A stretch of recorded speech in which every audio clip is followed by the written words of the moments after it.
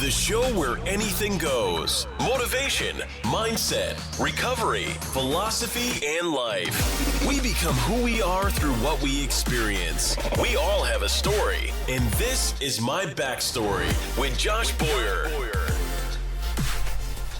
There we go, man. The My Backstory podcast. This is with Dan Clancy, 030G on Instagram.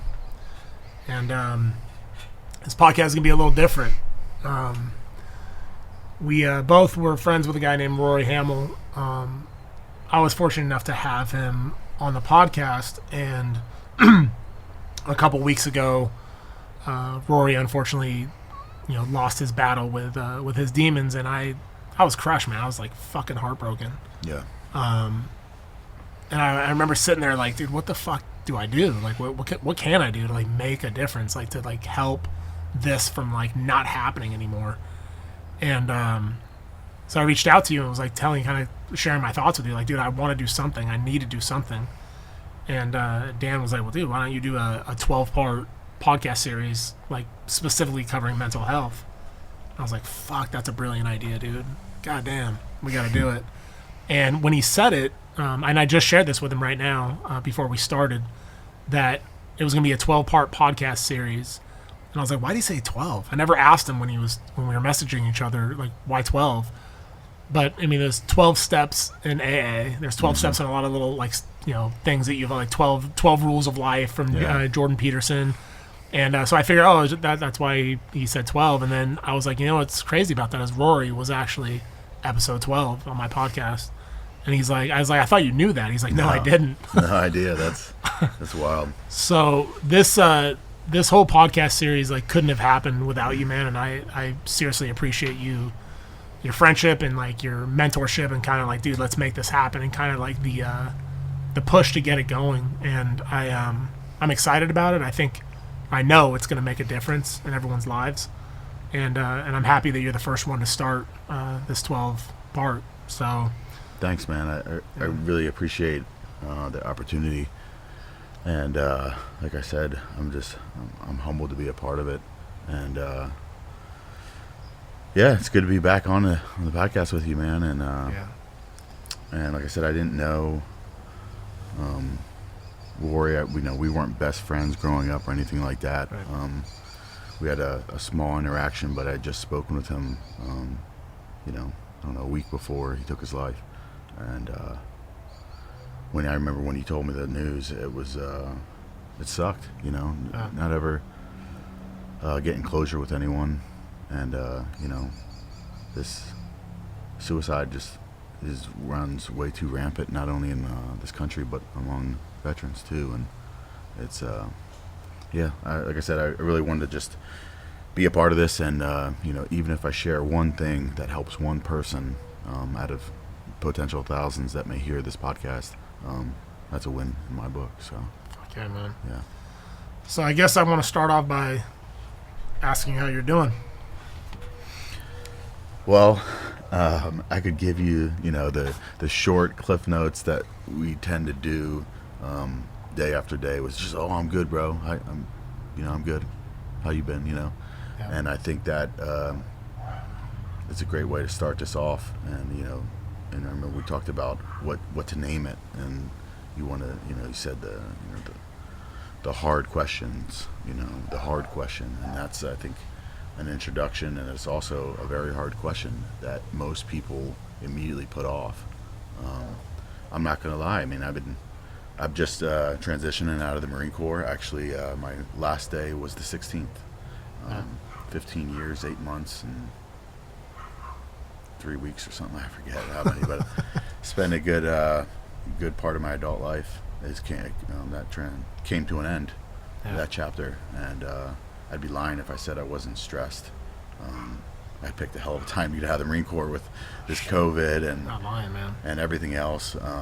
So it's been kind of rough, to answer that question on how I've been doing.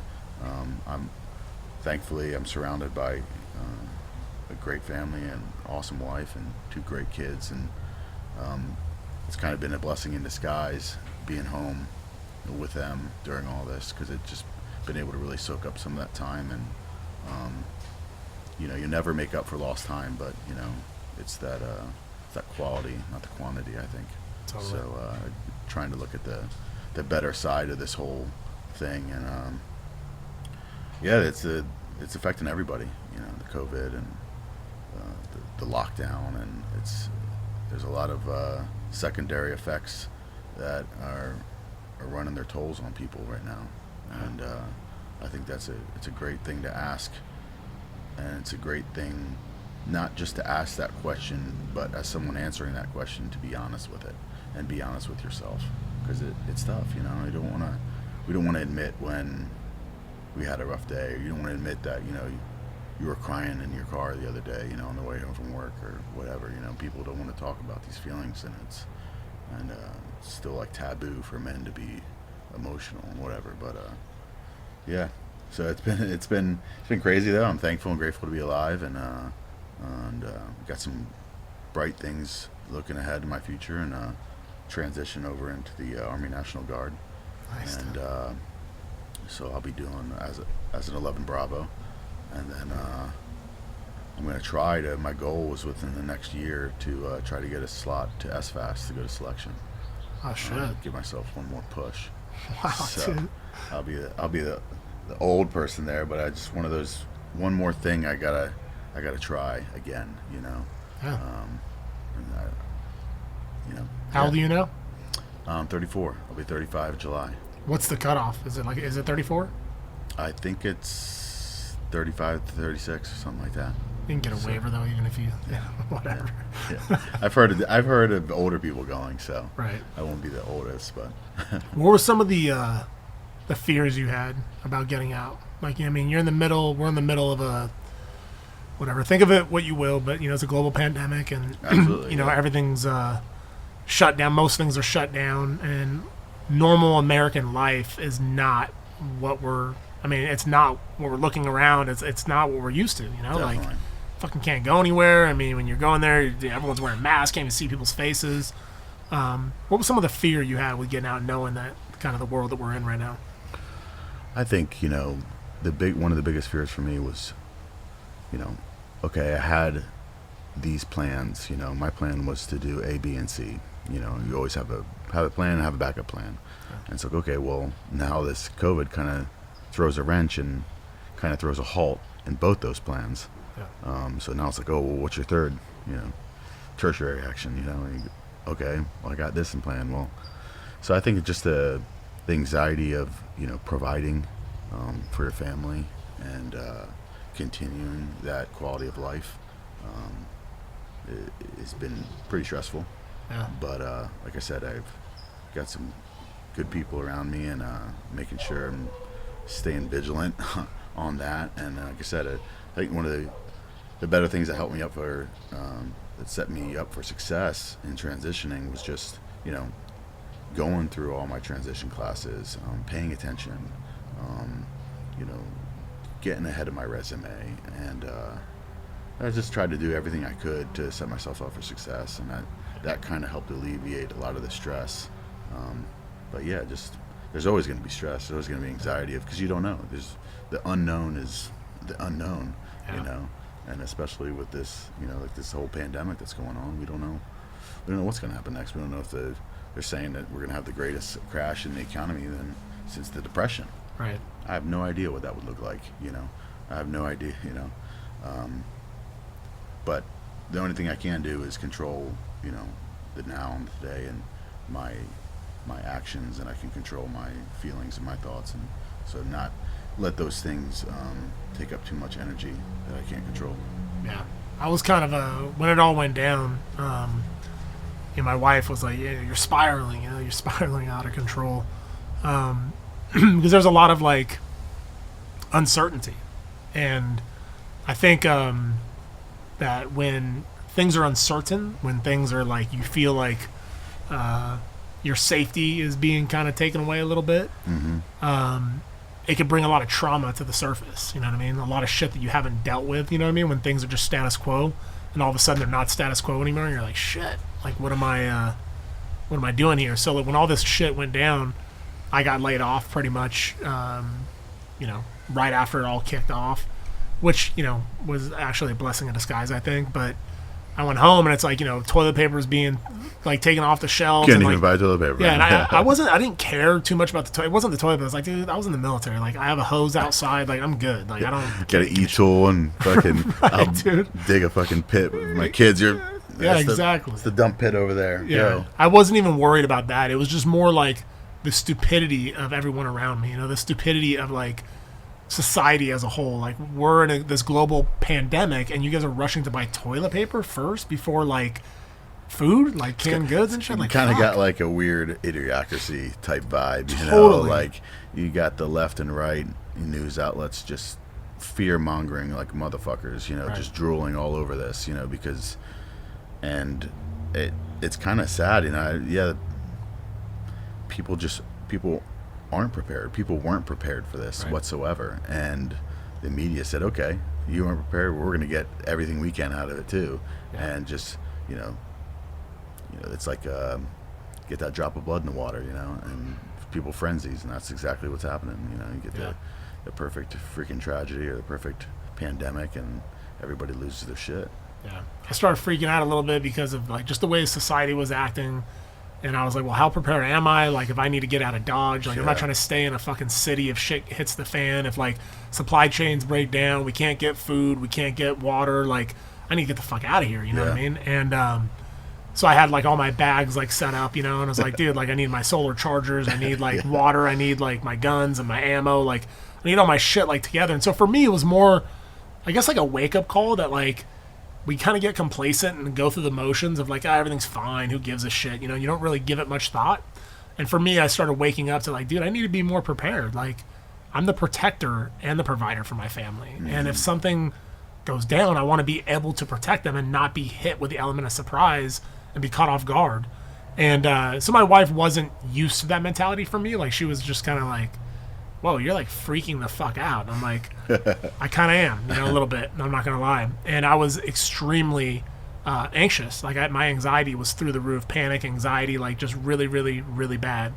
And I didn't really know where I was. I mean, I'm rational enough or intelligent enough to know that like this isn't rational thinking the way that I was thinking.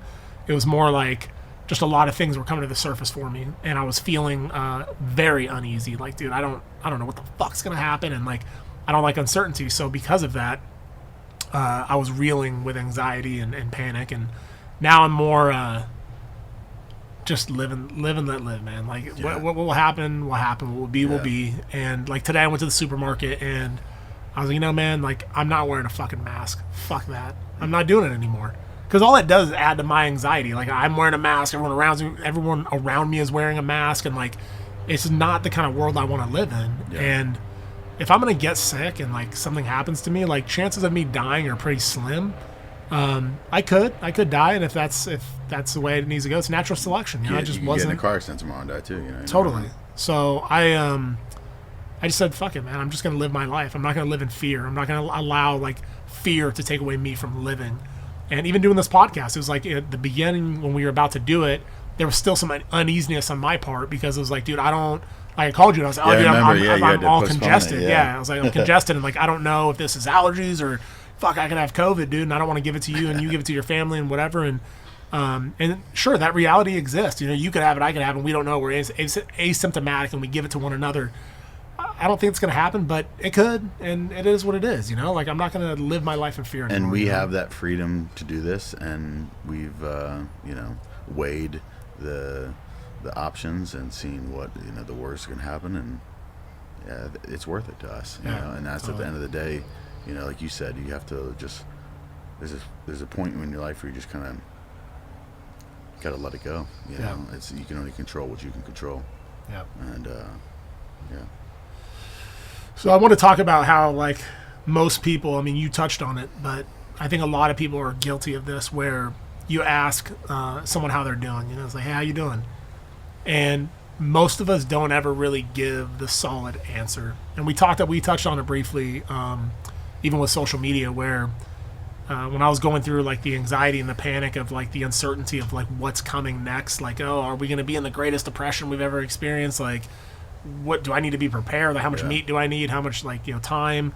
And And I wasn't sharing any of those thoughts. I wasn't sharing any of what I was feeling. I wanted to be the beacon of hope, the beacon of light, and sharing positive vibes only, like we talked about. And like, although I love to be positive and I love to find the silver linings in things, it's not always fucking sunshine and lollipops, dude. Yeah. It's just not. And you're not a lesser of a person for being anxious or not having a good day that day, or being scared, fear, general fear. You don't know what's happening. It's like you said, it's unknown. You don't know what's going to happen. That's okay.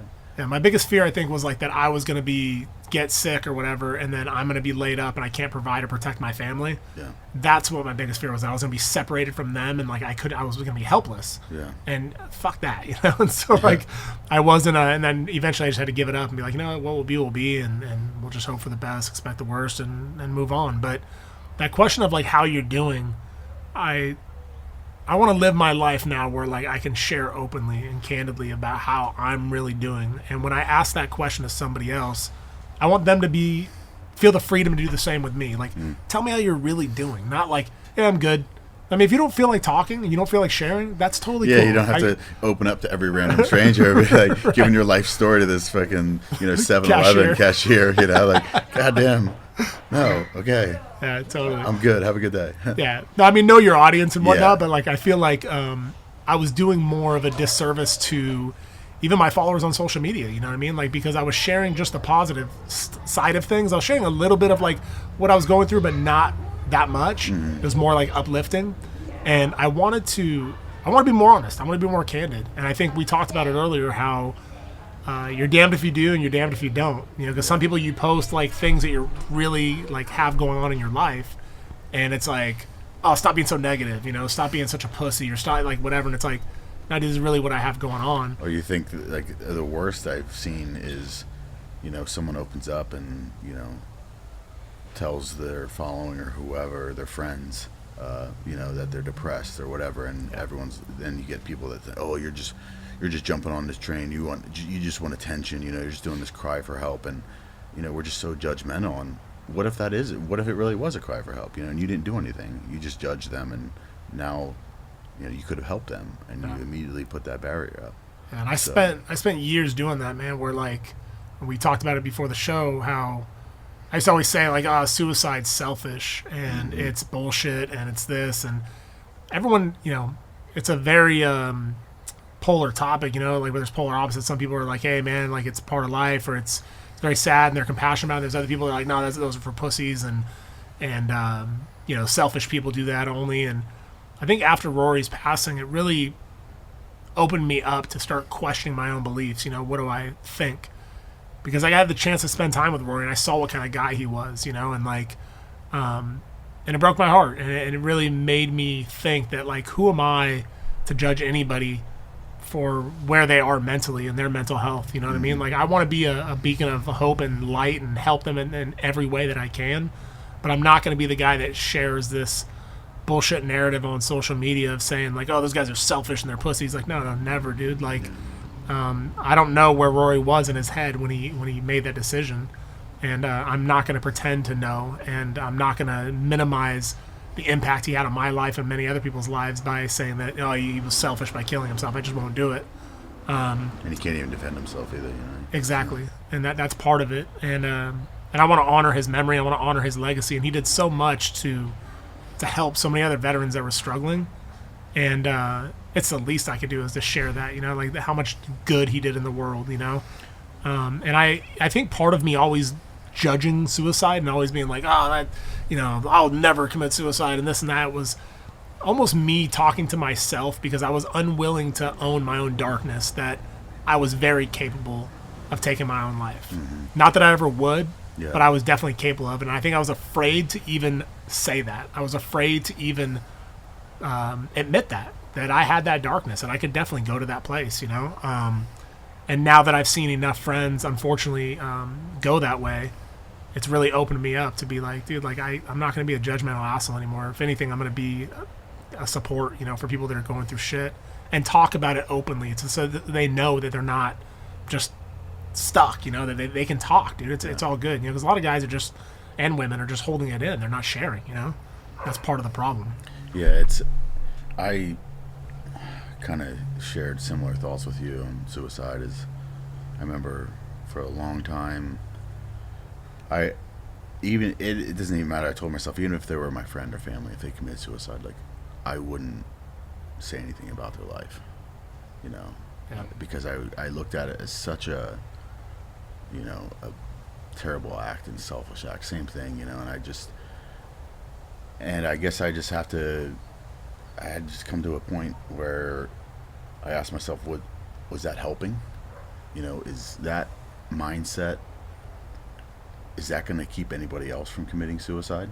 You know, and you know, because I used to always ask myself, are we glorifying it, or by us posting all this and doing all these things? And you know, I remember one time I saw a Marine wearing one of the black memorial bracelets, and the guy had committed suicide, and it got me mad.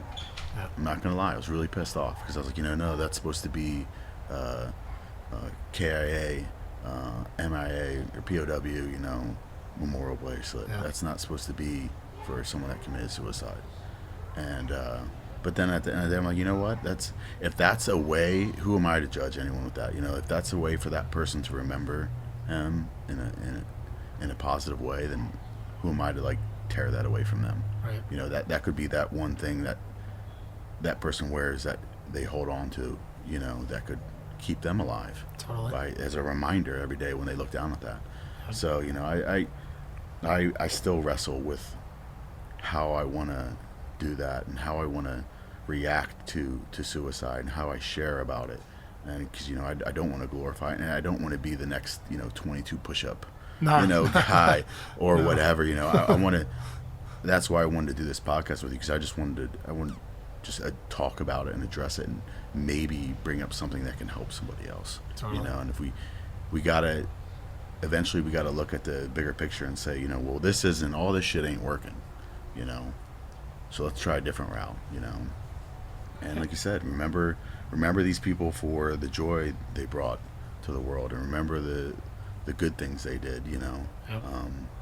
It's not my place to judge them on how they left this world, you know. Have you ever been suicidal yourself? Yeah, I have. You want to share that story? You know, I had a crazy life growing up, and saw some things and experienced some things that probably a young kid shouldn't. So I was no stranger to trauma before I joined the Marine Corps, and so I always used to think that, you know, that would maybe harden me to the point where I wouldn't be affected as much by what I've seen in war and combat.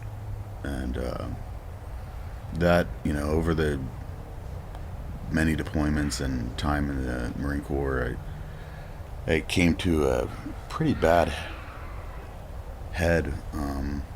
Came back from my last deployment 2.5 years ago, and I was at a real low. I remember getting on my bike one day and just pegging it out, redline, you know, just mashing through sixth gear, just wanting to die. Yeah. I remember screaming, you know, I was wearing this full face helmet, just really ridiculous speed down the highway, just screaming into my helmet and just bawling, you know, because I was just fucked up. And I got to work that day and I was shaking, and I called my wife and I was like, hey, I gotta go get help, you know. I was like, I gotta stop this.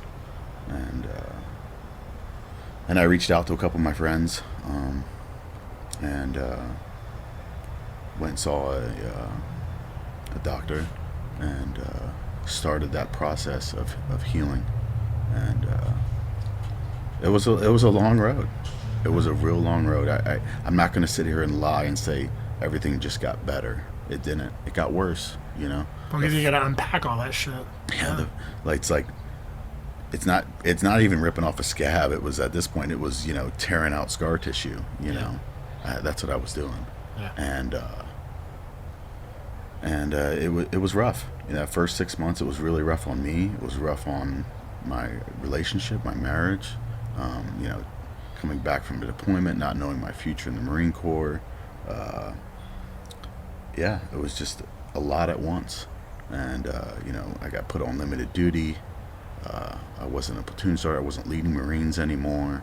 I went over to Wounded Warrior Battalion. I was a recovering service member at Wounded Warrior Battalion, and like I said, it was a lot of shock and awe. It was right out of it, and we went right into it. I went deep into it with my doctors, and went into a couple of different programs for PTSD, and started going to TBI doctors, and just started putting myself back together too. I remember for years I needed hearing aids, too. Yeah. And so I went and got the hearing aids finally that I needed, and I was, going to physical therapy, and it's just like finally taking care of myself. Yeah. And it took that to do that. What was your head at that time? Like when you were on your bike and you're, redlining it, and you're just like, I just want to die. Like, do you remember what you were thinking? Like, what was and the reason I'm asking this question is because I think there's a lot of other, veterans and people that have been in that spot where it's like, I just want it to be over. Fuck it. I'm going to run this fucking truck into the, wall or whatever. What was running through your head? Like, what made you have that thought? You think, I just want to end it all? I think I was just, it's hard to put into words exactly, Some people may say it was like an extreme depressive state. It was just this feeling of hopelessness almost. Yeah. And just being tired, and just not caring, And then for that second, you thought that maybe it would be better, and maybe life would be better, my family get to SGLI, they'll be all right, Yeah. they'll pick up, but, thankfully, that never happened, and I'm still here. I'm grateful for that, and, but yeah, it was almost just like, it's just that, it's hard to describe the exact feeling I was going through, but it was just blackness. It was anger. It was everything all in one. And, I think you said a good word though. Tired I like that word because, it's a word that I can relate with. You know what I mean? Because there's been plenty of times when I've got to those dark places in my life where, with the anxiety and the depression and panic attacks and the 6 back surgeries and being in pain, it's taxing, dude. It's taxing on your nervous system. It's taxing on your emotional state, and that's the only word I would probably use when people ask me, like, when I got to my dark place where I was like, my family will be okay. Like, I got life insurance. Things are cool. Like, they'll be okay financially. It was just I was getting to a place where I was just tired. I was just tired of fighting. I was tired of like feeling like shit. I was tired of just the bullshit, man. And it did for a moment there. It just felt like an easier way out than having to deal with every day waking up like Groundhog's Day with the same shit. And it wasn't till I started doing my own unpacking and addressing some of the core trauma at the center of it all that it really started to come to light, like what work I needed to do to fix it, if you will. Yeah. Did you feel like a sense of, I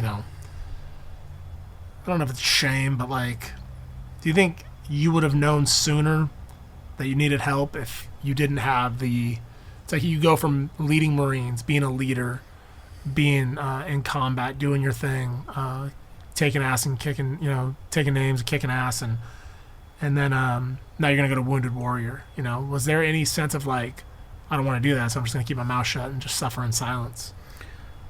I had gone through that for years prior, that suffering in silence, to just, put some more gauze on that wound, throw another tourniquet on it, and you'll be all right. And it's kind of like what I was thinking of is wounds you know, they're best treated immediately, Right. not, you know, not years down the road. And that's hard. It's really, really fucking hard. Yeah. And most people do a lot of self-medication to try to treat those wounds. One of the worst things being, and I have to touch on this, is alcohol. And I don't even know the amount of people that you and I probably both know who've committed suicide. Most of them were probably under the influence of alcohol. Yep. I think one of the percentages is like over 70% in the United States. That's staggering. That's a problem, and not many people want to talk about that. Alcohol is obviously a depressant. It's going to put you in a further anguished mental state. Yep. Yeah, you can't treat it with that. That's not going to heal that wound. And the other thing we use is isolating. You know, we isolate ourselves so much, and we put ourselves in these boxes that no one can get to, and we put up these barriers and these shields of I'm tough and I'm this and I'm that. You can't do that to yourself.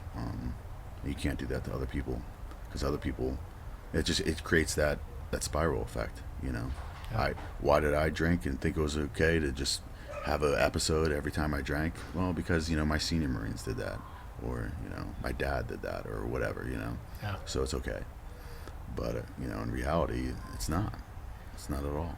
It's a hard topic to even talk about, because, I mean, as you know, you and I both don't drink anymore, and it's I never want to be the guy that comes across as like some pompous asshole. Like, you know, that's like, oh, I'm better than you. I'm better than you because I don't fucking drink, and Yeah. you do. What a No, loser. fuck and, no. and I don't want to be that dude ever. I want to be a support. You know, I posted about it the other day on social media, where it's like, yeah, it's been over, you know, about 2.5 years since I've drank, and it feels great not having a hangover, you know. I remember like, that was the picture with you with the yeah, Dom Perignon. Yeah, Dom Perignon was my last, and that really was my. Yeah, I mean, it wasn't like a believe it. fake picture. That was my last night drinking, and It's one way to leave it. yeah, for sure. And so I was like, man, like, I knew that night even that I was drinking, that like, this is gonna be my last night. I'm done. Like, I don't want to drink anymore. And I had been toying with the idea. I was gonna say, you wrestled with that thought before. Big time. So like, I had spent a couple of nights like really in deep reflection, like weeks on end, where I would just like, dude, I really need to stop drinking. I know this is terrible for me. I need to stop.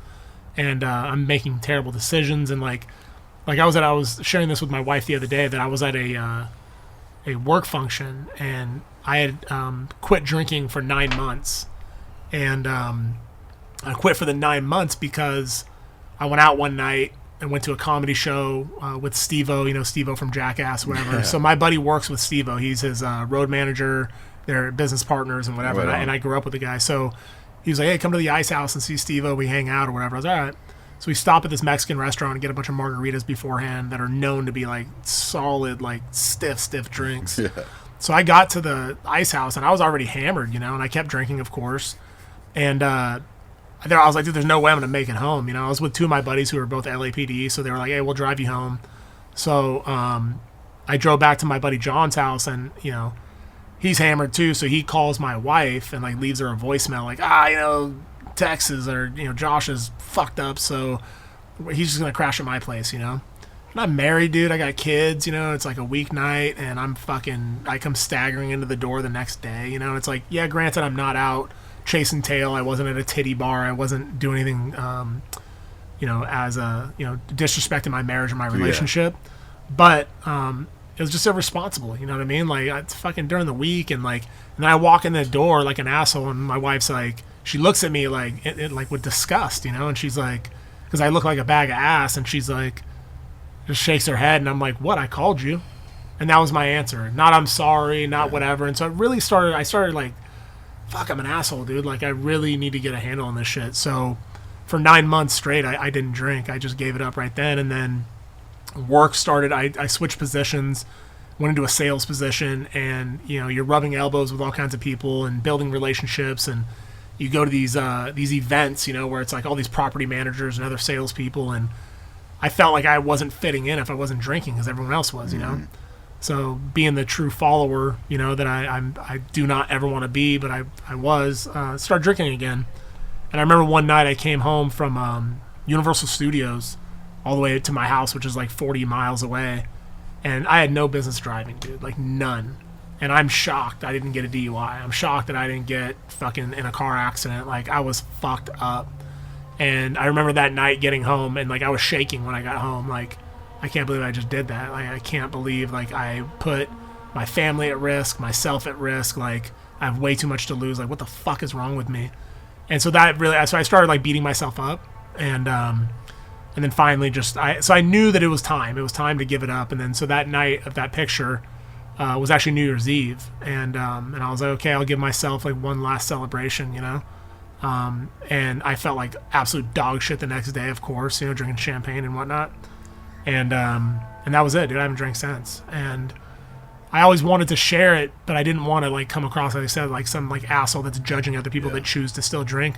But you're saying a truth. Like, it's a depressant.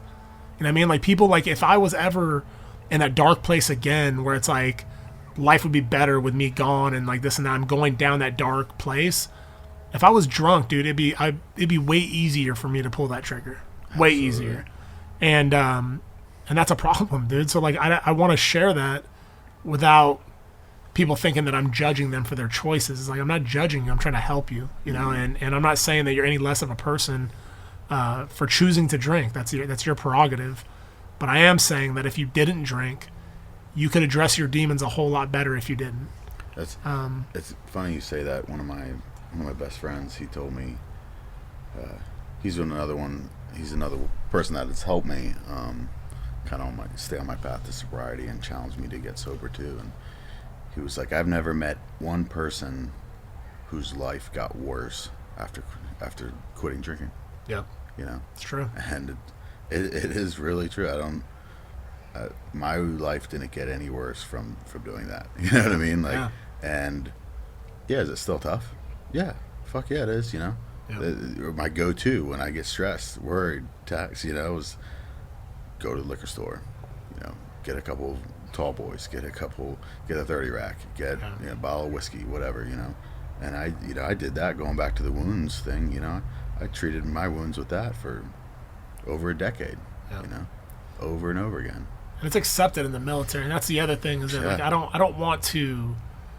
have the answer to this, but it's so ingrained in the culture that I don't think you're looked down upon if you don't drink, but you're definitely the oddball if you're not in the Marines. I or would the say Air you'd Force be or- more looked down upon. You'd be made fun of and poked fun of. Yeah, like, for sure. kinda Oh, this like, guy, you know, doesn't drink. like, Come on, don't be a pussy. Yeah, And that'd be goody two shoes or whatever. You know, There'd be a lot of yeah. peer pressure and shit. Yeah. Like, I can't think, and, like, right now, like, thinking back of when I was stationed in England, I can't think of one person. I mean, Who didn't drink? not one person that didn't drink. Not one. I can't even think of one. And maybe if I racked my brain, I'd be like, oh, yeah, that person didn't drink. But no, dude, every single person did. And it's so part of the culture. And then when something bad happens, it's like they hammer you for an alcohol-related incident. It's like, motherfucker, you guys are you're condoning all this shit, Yep. you know? And so I don't know the answer of how do you curtail it to where it's like, I don't know if it's counseling or if it's some kind of like, you know, awareness of like, listen, like this can become a serious problem. Like this is a coping mechanism. And for me, like with alcohol, it was a checkout. I was using alcohol to just check out in all areas of my life. Like it's like, okay, cool. I'm socially anxious. Fuck it. I'll get hammered. I don't have to deal with it. My wife and I are fighting. Cool. I'll just go outside and fucking tie one on, dude. I don't have to deal with her, you know? Like it was always a checkout. I didn't want to address the feelings I was having. Absolutely. So I would get fucked up. Yep. And they never talked to me about that in the military, you know, about like positive coping mechanisms Or and like why I'm actually drinking. Like not only why am I drinking, but why am I consuming something that my body's reaction is the reason I'm getting drunk. You know, trying to shut down and stop this poison. Right. You know, like just that in itself is like, what the fuck am I doing? I'm drinking poison, and the body's reaction is just to get drunk. It's not like to have a relapse in judgment or to, you know, lower your whims. Like, is it really that worth it? Like it's and honestly, I mean, I hate to say this, but I don't understand why the military doesn't just ban it altogether. Yeah, that's what I'm saying. I don't have the answer. I don't know if that's the answer or not, but like They certainly won't get any worse. Like, yeah, are people going to be pissed? People are going to gripe, complain? Well, Don't join the military then. Right. But I mean, if you think about it, you really wanted an elite force. You don't need to. You don't need. People forget. Like when you're in the military, you lose your rights. You don't get to. No, you're not property of the U.S. government. You're going to do what the fuck they say to do, and when to do it, and how to do it, and that's it. And yeah, it sucks, but it's like, are we going to save? Is it going to be inconvenient? Is it people are going to be pissed? Yes, but think how many lives we'll save. Right. Is that worth it? Yeah. It's a good question, man. I don't know either. Like you said, I don't know the answers either. I may not. I don't know. Maybe some people say, "Oh, well, you should have restraint. Just like, have a couple beers, and like whatever." But maybe it's just a change of culture. You need to change that culture a little bit because it's killing people. Well, you said you were stationed over in England, right? Yeah. I mean, look at the culture and drinking over there. Like kids are drinking at 8 or 9 years old in the cafeteria. You get a beer with your lunch. Yeah. You know what I mean? In Europe, all Germany, there's a bunch of other countries there. You can drink.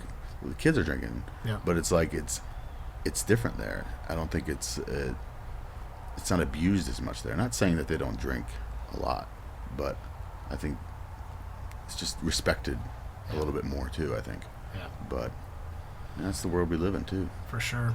The other thing I want to touch on too is social media. We talked about it briefly. How social media is like it's almost like a necessary evil. Because like without social media, we wouldn't be here. I wouldn't be here right now, and I wouldn't have met Rory. I wouldn't have met a lot of the awesome people that I've met, and the podcast probably wouldn't be what it is today without social media. Mm-hmm. But part of me thinks that like it's more of a detriment than it is a positive in terms of mental health. The reason I think that is because you look at like comparison. It's just natural. I can sit across the table from you and be like, man, I wish my arms were as big as Dan. Like, shit, like, I wish my chest was that big. And, like, it's a natural comparison, to be like, okay, what can I do to better myself? What can I do to look like that? And, when you're struggling with mental health issues, and you see people like maybe someone you were stationed with or somebody that you were downrange with or whatever, and they seem like they have their shit together. Like, dude, they got it all dialed in. They're totally cool. And here you are in the depths of despair. And you're seeing this person on social media, which we all know, man. You're not seeing the real picture. You're seeing the picture people want you to see, with rose-tinted glasses, and it's like, but that's not reality though. Most of the time, there's some people that keep it 100, and they're posting real shit that's really happening. Absolutely. But the majority of people are not. The majority of people is just a fake social media bullshit, to put on a persona or whatever. What are your thoughts on that with social media? Do you think it's good or bad for mental health, and why? I think social media is a tough one. Is it helping people that suffer from trauma, or is it hurting them? I think it can do both. I think it goes back to knowing yourself. And if you really know yourself and at tune with yourself, you're going to be able to put that out there in real life. You're going to be able to share the real shit, or you just don't, or just social media won't even affect you that much. You won't even post about it, Right. There's a lot of people that just aren't active on social media at all, and they're fine. So I know that social media has been proven to release dopamine, and I mean they designed it for you to be hooked on it and addicted. That's like a drug. It is. Yeah. It literally is designed that way. And I don't want to get too crazy into conspiracy theories or anything like that, but to see there's a lot of people who are behind social media, and it's changed the world we live in today. So I don't know. I think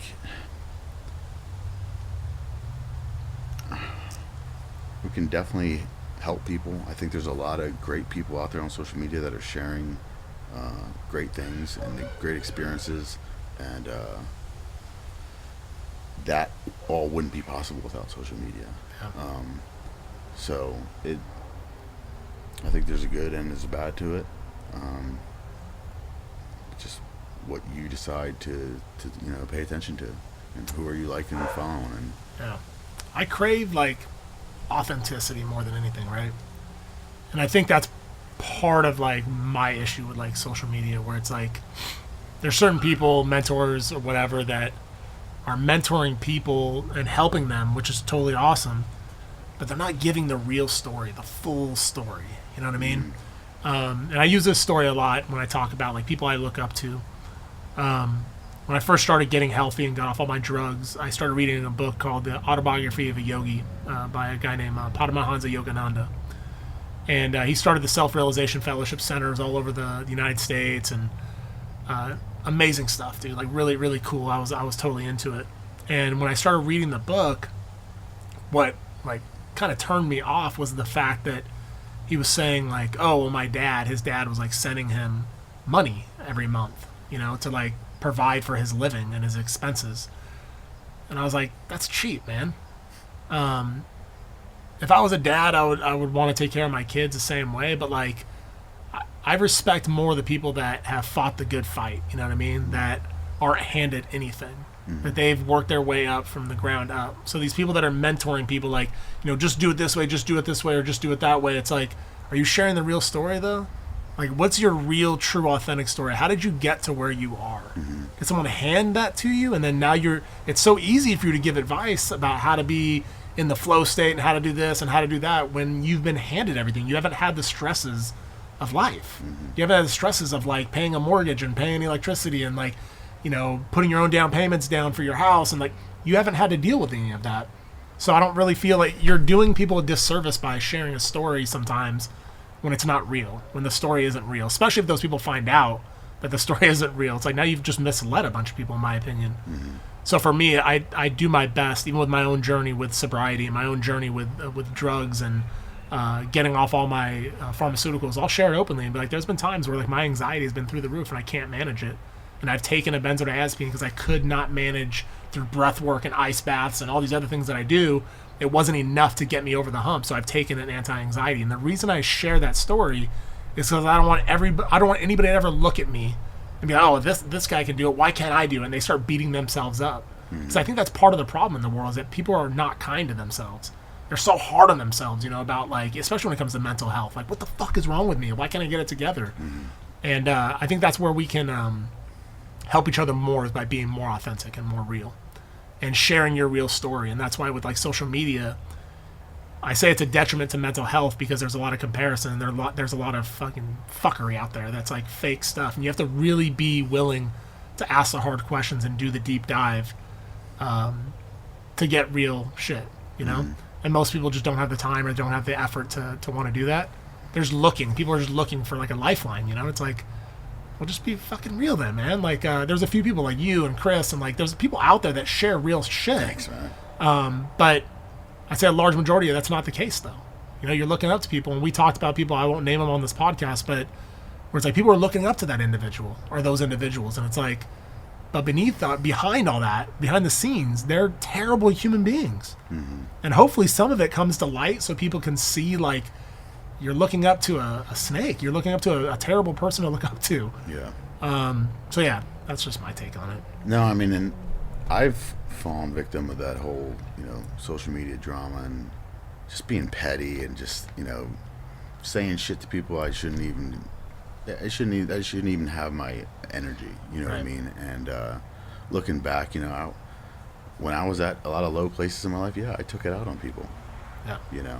I said I was one of those haters. If I saw another veteran or someone that was, successful and they were doing all these things, it made me want to look for, cracks in their armor, to be like, fuck them, you know what I mean? Like, and I get it, and being where I am now, I think in a lot better of a place than I was years ago, and seeing some of the messages and the random hate and bullshit I have to put up with now, because, I mean, whatever, I'm famous on Instagram, whatever people, it doesn't mean shit. It's like I have monopoly money, you know what I mean? It's nothing, whatever. You have this many followers, who gives a shit? It's difficult. How do you what do you think the best way is forward for mental health, in terms of mental health? How do you feel like, because I feel like that answer is, it's such a broad question, but like, what's one of the best things that we could do to make a difference in the mental health like arena with veterans and other people? Man, is that like how to get out? Yeah. So if you when you got to your darkest place, the darkest place you ever been, like when we were talking about on the motorcycle, whatever, and then you work your way out, what was the way out? And I think we talked about it briefly before, but I don't want to just stay in the depths of despair, because that's the whole point of getting out of it, right? We want to get out of that dark spot, and I want to share everyone's story of how they got to out of their dark spot. So hopefully, when people listen to this episode and the other episodes that we do, they'll find hope. They'll find some light at the end of their tunnel. I think the biggest thing is recognizing yourself and that you have a problem and you got some things that you need to deal with. Right. Whether that's trauma from your childhood, or whether you were in the military and you got trauma from it could be you could have got assaulted, and it doesn't have to be combat. There's lots of people that just because people serve in the military doesn't mean they're better than anybody else. You still have all the same crime that happens and all the same horrible things that happen to people in the regular world in the military. And so there's people that have endured trauma, not just in combat, but back here in the States too. And so I think just knowing that, and recognizing that you need to do something about it is the first step you got to do. And if you're not willing to take that first step, then you're never going to go. You're not going to go anywhere at all. Yeah. I think it's tough though, right? Because a lot of us get stuck, and we're a lot of people they got blinders on. Mm-hmm. They don't want to see themselves, And I think it takes, I don't know, at least for me, surrounding myself with people that are willing to give it to me raw and straight, and be like, hey man, you're being an asshole, or whatever the case may be, because I think a lot of people are clouded by their own bullshit. Mm-hmm. And I think that's why it took you a while to get to that place where you realize I'm fucked up, and was willing to own it. Dude, yeah, I need help. Mm-hmm. I need help. I think a lot of people, obviously, they don't find out till it's too late. Yeah. But I think there's a couple other things you can do to help you get out of that rut. Simple things. I remember I wrote, I don't know if I shared that with you the last time I was here in the first podcast about the 10 steps to freedom. I remember right now. I don't know if he ever told you about that. I don't know if we talked about it, but if we didn't, go and talk about it. Yeah, just a couple, I think I said I talked about it in the other one, but just doing daily things to stay healthy. Yeah. Exercising every single day, exercise is one of the proven antidepressants.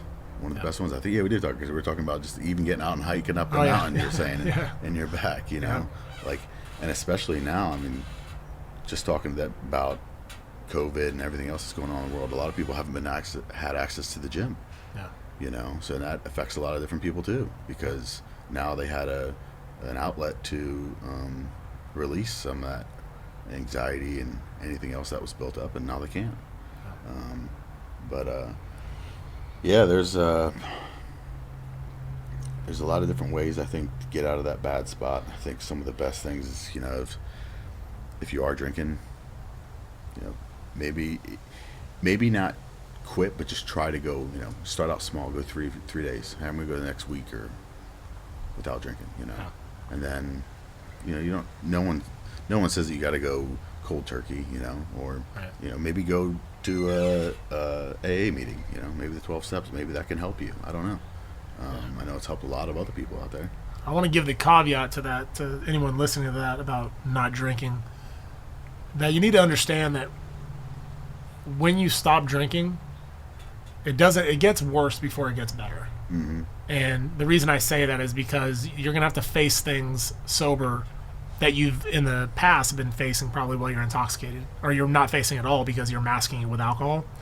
So just know that there is light at the end of that tunnel, when you stop drinking, it'll be tough at first, at least it was for me. But it makes it easier, I think, to talk to about it. Totally. Yeah. After you're not numbing yourself with that alcohol, Yeah. it makes it easier to talk. the emotions for me started coming to the surface. Yep.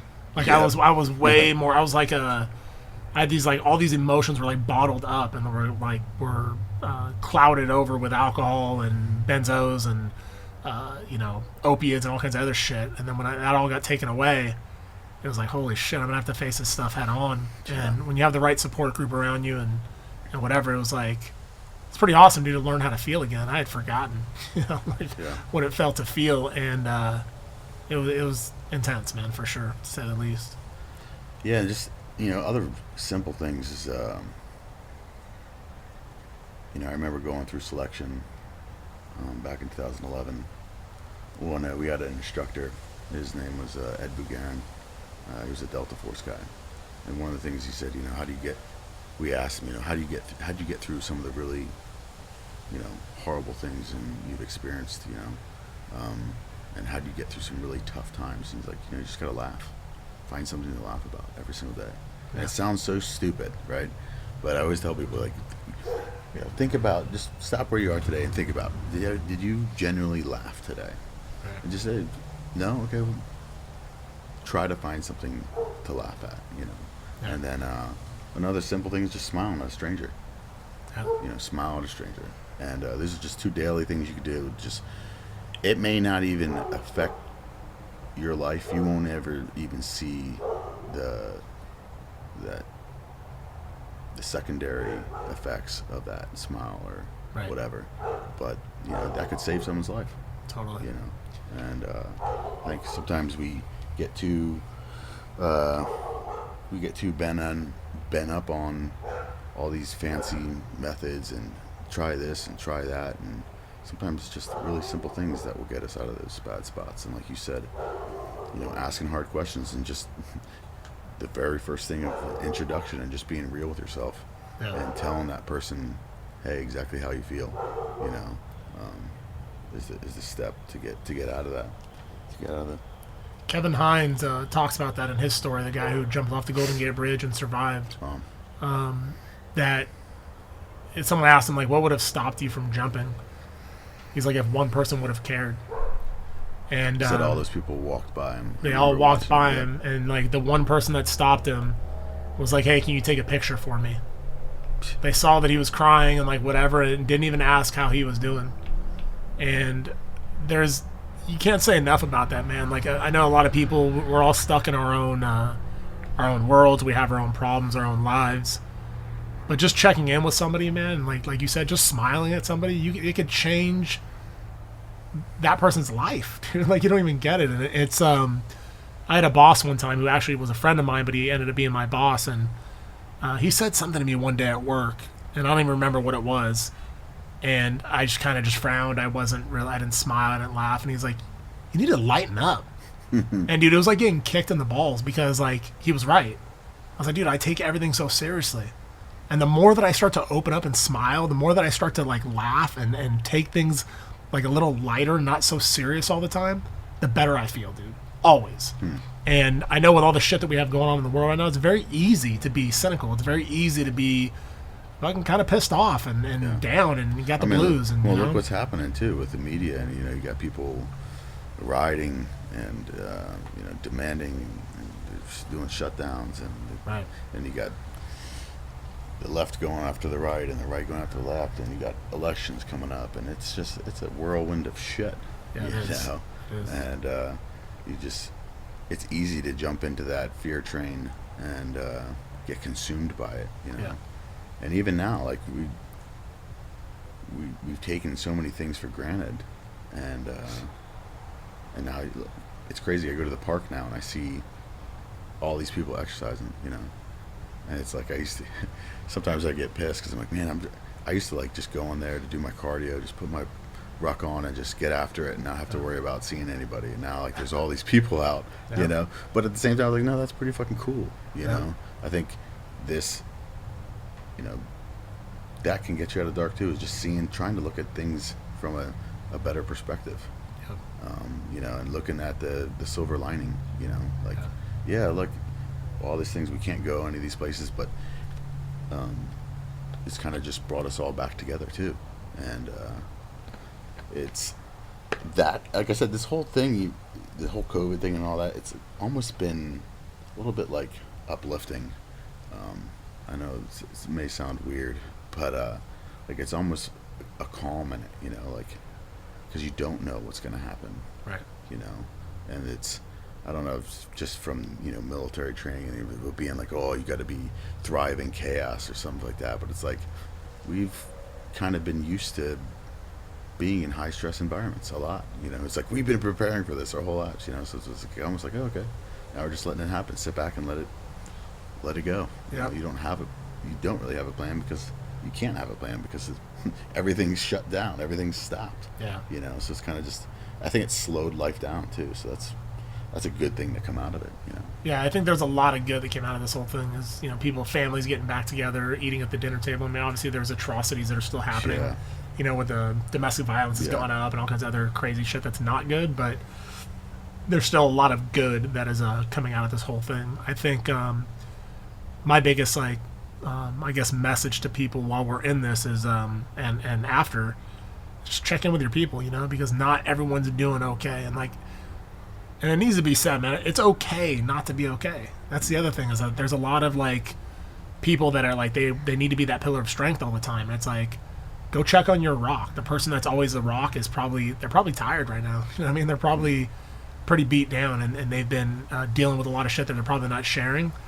And check in with those people, and see how they're doing. And it's okay not to be okay, man. And you need to be, if you're the one that's the voice of reason usually, or you're the one that people go to for advice, or for people that go to for to be uplifted, for those people, I think it's important that you also honor where you are as well. You know what I mean? Because I've been guilty of that, where I'm crumbling inside, but I'm busy helping other people, and it's like I'm not taking any time to really check in with myself.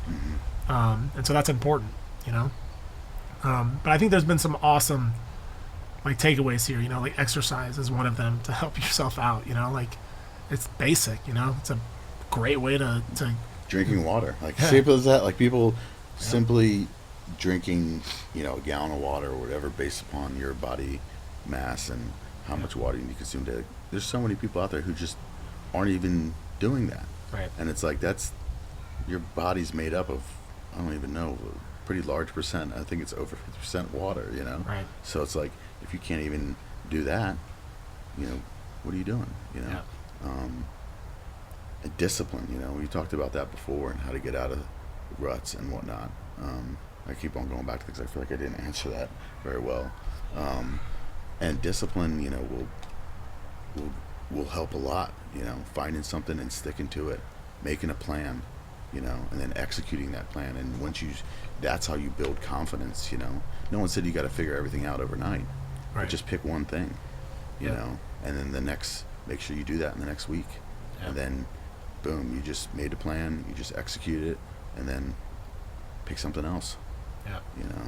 I I think people look at I've had people hit me up about how I got off the opiates and whatnot, and how that journey was for me, and it's it was a process. You know what I mean? Yeah, I did it cold turkey, but it was torture, and that wasn't I don't advise anybody to do that. And I think people look at you and where you've been and where you are now, and I've seen people comment on your stuff where it's oh, how do you do so many pull-ups and this and that? We'll start with one.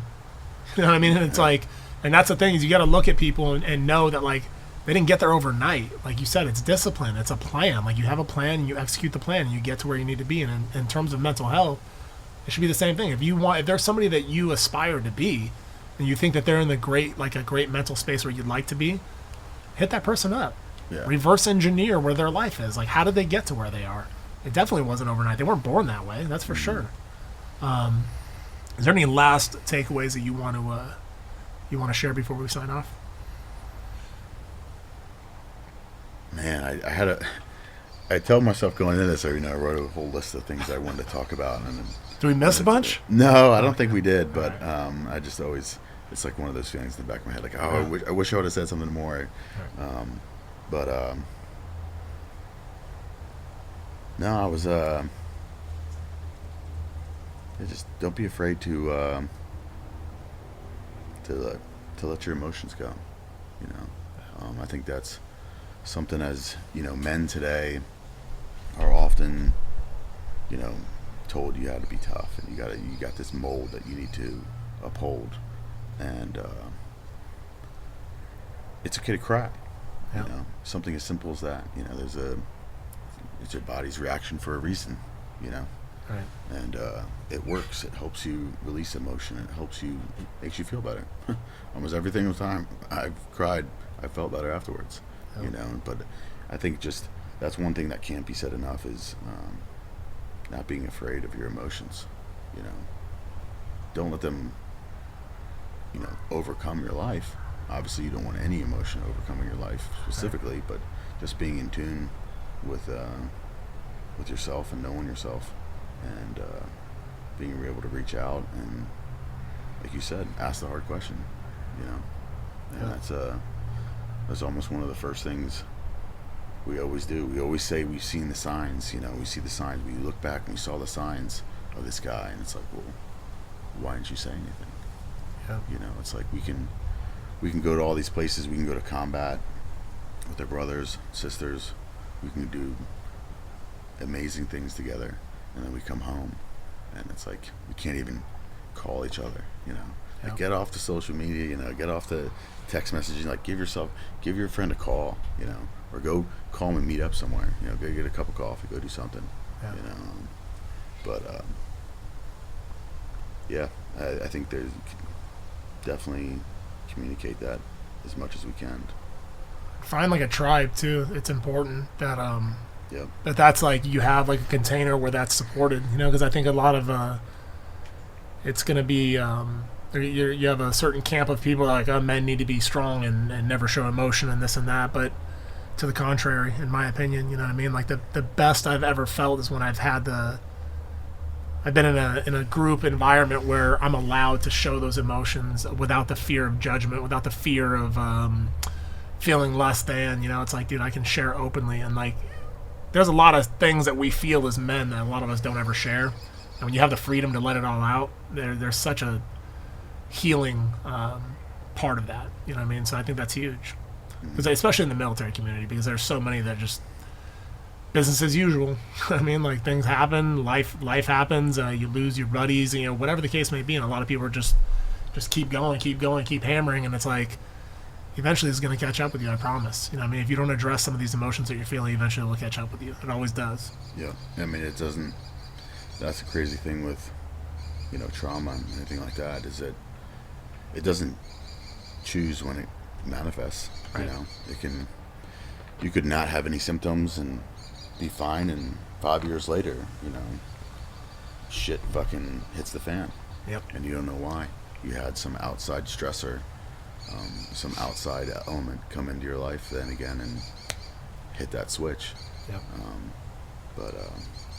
Yeah, it's I'm glad you came back again, man. Like, No, glad we got to do this. Yeah, dude, So- for sure. I really hope that, like, you guys, whoever's listening to this, like, you got something from this episode, that, you know, that there are brighter days ahead. You know, if you're experiencing like issues with your mental health or issues with your life and your family or whatever, there are brighter days ahead, and there's so much life is there's so much to live for. You know what I mean? And whether it be your family, and if you don't have a family, I mean, there's so much in life that you can experience, traveling, seeing beautiful places. Like, there's so much, and I think when you're in the depths, it's hard to see some of that.